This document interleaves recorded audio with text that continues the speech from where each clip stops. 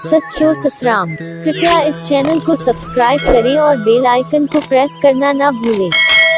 धन्यवाद। सच्चो सतराम। छाकाणि त असां सभु इंसान पंहिंजे कर्मनि ते विश्वास रखंदा आहियूं। जेकॾहिं चङो कंदासीं फल असांखे चङो मिलंदो, जेकॾहिं ग़लति कंदासीं असांखे फल बि ग़लति मिलंदो। छाकाणि त कर्म असां ॾे मोटी करे ईंदो आहे। जीअं हिकिड़ो शख़्स हो, उनखे हिकिड़ो पुटु हो ऐं अञा पुटु उनजो नंढो ई हुयो, थोरो चङो त उनजी घरवारी गुज़ारे वई। उन ॿी शादी कई, उनजो कुझु चङो घर थी करे हलियो ऐं जीअं उन ॿी शादी कई उनमें जो वरी उनखे पुटु ॼायो। थोरे वक़्त खां बाद वरी उनजी ॿी घरवारी बि गुज़ारे वई ऐं हिन जो घर वरी ख़ाली थियो। त जेको हिनजो वॾो पुटु हो, कुझु वक़्त खां बाद उहो चङो वॾो थियो, इन वॾे पुट जी शादी कई, ॿियो नंढो हुअसि। त शादी खां बाद वरी उनजो पीउ पाण गुज़ारे वियो कुझु वक़्त खां बाद उमिरि जे हिसाब सां। ऐं नंढे जी थोरी तबियत ख़राब थी, उहो हकीम खे ॾेखारनि पिया ऐं ॾेखारींदे हिकिड़े ॾींहुं ॿिन्ही ज़ाल मुड़ुसनि सलाह कई, छा जेकॾहिं बीमार वैसे ई थियो आहे, जेकॾहिं हकीम सां मिली करे इनखे का अहिड़ी ज़हरीली उबती दवा ॾिवाए छॾिजे पैसा ॾेई करे जो इहो इलाज में मरी वेंदो। हर को चवंदो तबियत ख़राबु आहे भाउ जी ऐं इज़त जी बि रहिजी ईंदी ऐं इनखे हिसो बि न ॾियणो पवंदो। ऐं इहा ॻाल्हि ॿिन्ही खे पसंदि आई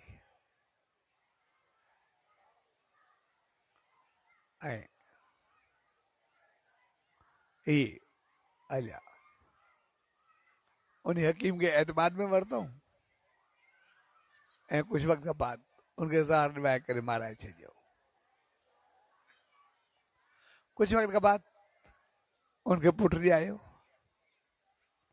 हिन ॿिन्ही ज़ाल मुड़ुसनि जो पुट सां ॾाढो प्यार हो, हद को वधीक।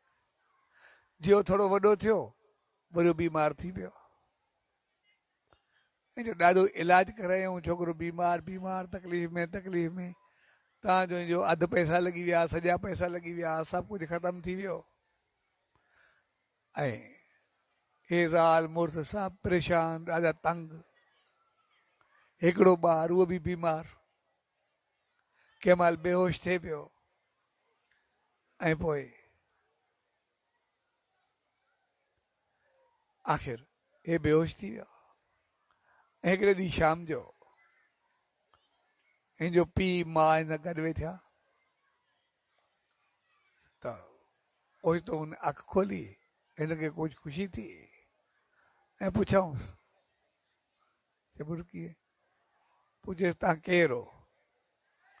चए तोखे छा थियो? तुंहिंजो माउ पीउ हूं असां? चए माउ पीउ? तव्हां मुंहिंजा माउ पीउ कोन हो?